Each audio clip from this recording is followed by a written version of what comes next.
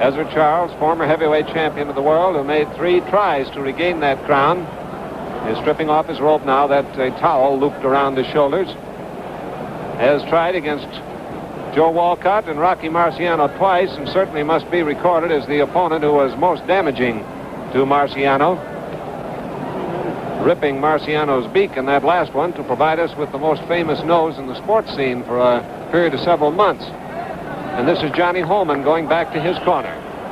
Johnny Holman outweighs Ezzard Charles 202 to 195.5, a surprisingly high weight for Ezzard, incidentally. And of course he's taller, 6'3", is against 6 feet, and has an 80-inch reach as opposed to Ezzard's 74-inch. So Ezzard will have to get inside those long arms, and we can expect Charles to rely much more on boxing finesse rather than attempt to slug it out with his bigger, rangier opponent. Because Ezzard learned in Florida a few weeks back that even a tired Johnny Holman, which he certainly was in the 9th round, still packs a lot of power in either hand. Johnny Holman is in the black trunks, Ezzard Charles in the white.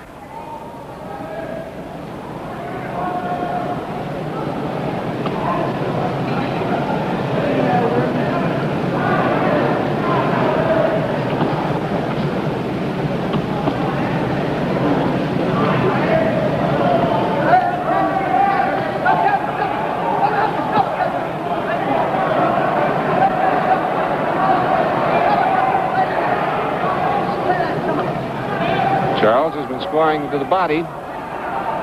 Ezzard, of course, has a great edge and experience going for him. He's had 102 fights as opposed to 38 for Johnny Holman. But Holman has the advantage of youth. 27 years old is against Ezzard's 33.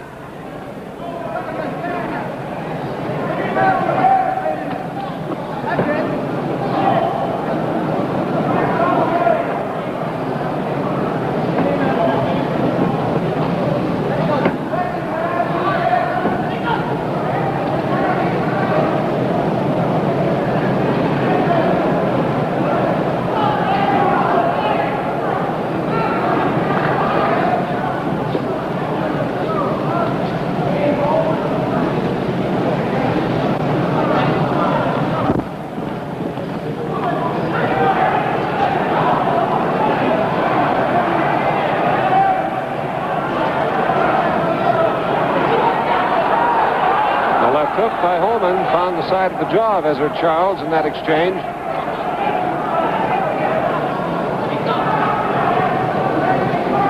There's 1 minute left in the opening round.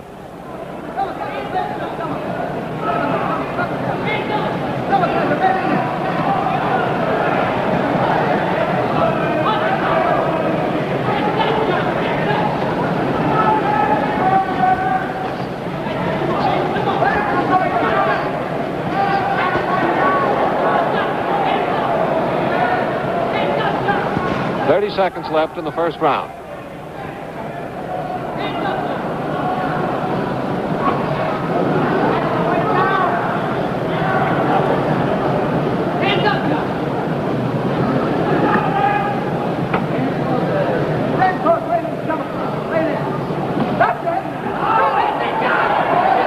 Holman countering the body punches with another left hook to the jaw. Just seconds left in the round.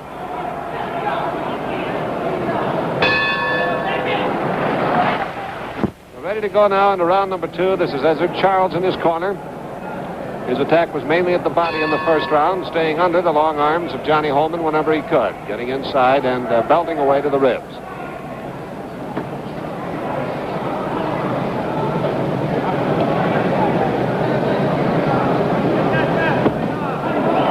Clubbing right hand by Charles was high on the head, did not do damage.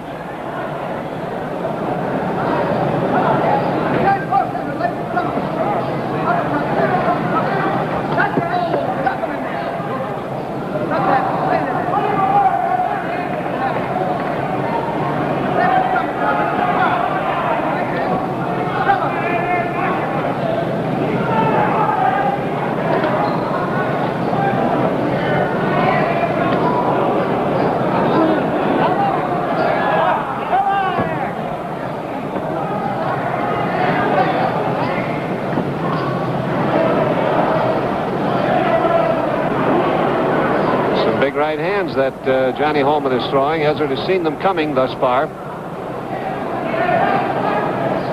Charles, of course, has always been noted as one of the most finished boxers in the game. A very good boxer.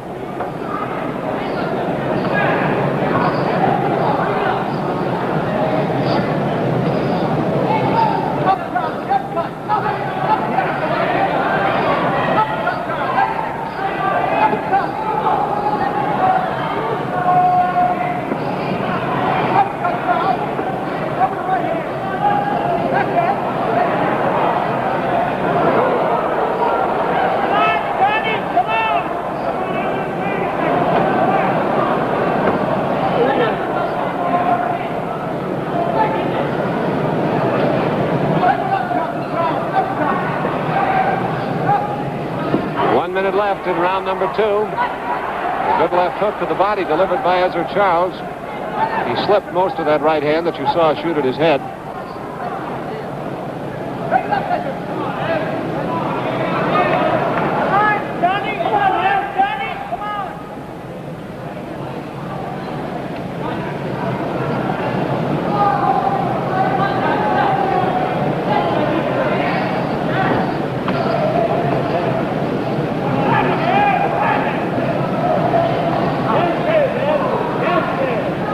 About 25 seconds left in the second round.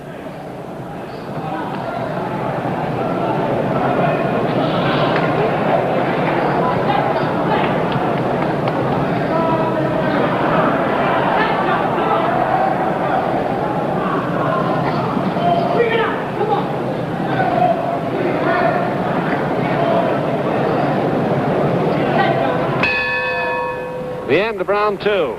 This is Ezzard Charles returning to his corner, and he's up against an obviously more confident opponent tonight.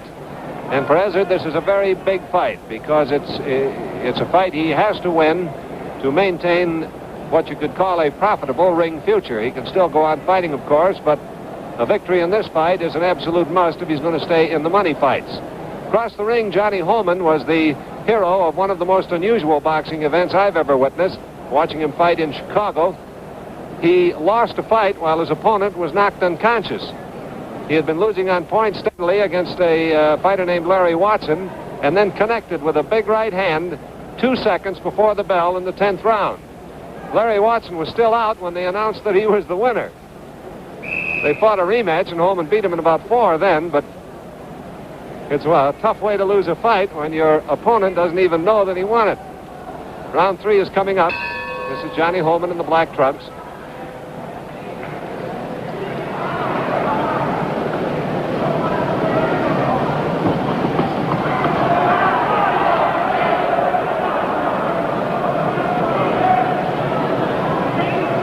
Remind you, the referee is concerned solely with refereeing the bout here in Ohio. He does not participate in the voting on a decision. Ezzard Charles now is beginning to unlimber his big guns at Johnny's head. But as was the case when Johnny tried it in the second round, Ezzard, too, is finding the opponent's head slipping away as the punch comes across.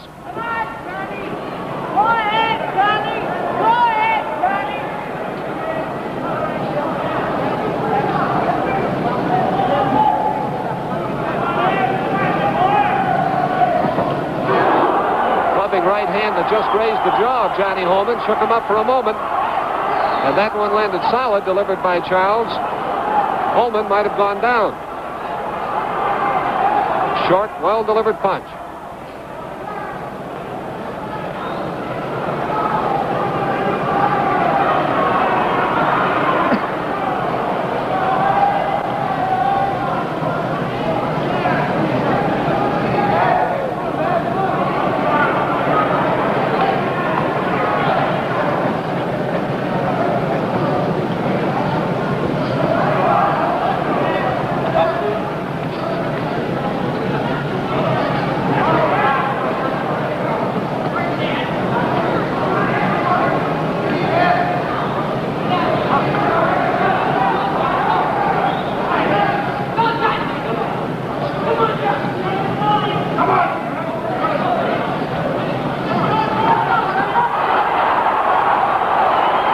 For that right hand was More optimistic than actual. The right hand did not get to the jaw of Johnny Holman. Ezzard punched it through the guard of Holman, but it was short.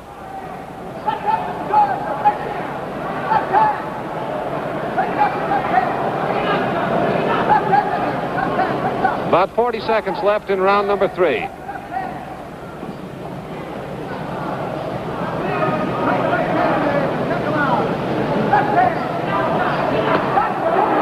a good left hook to the midsection. That one you might have heard. It smacked real loud.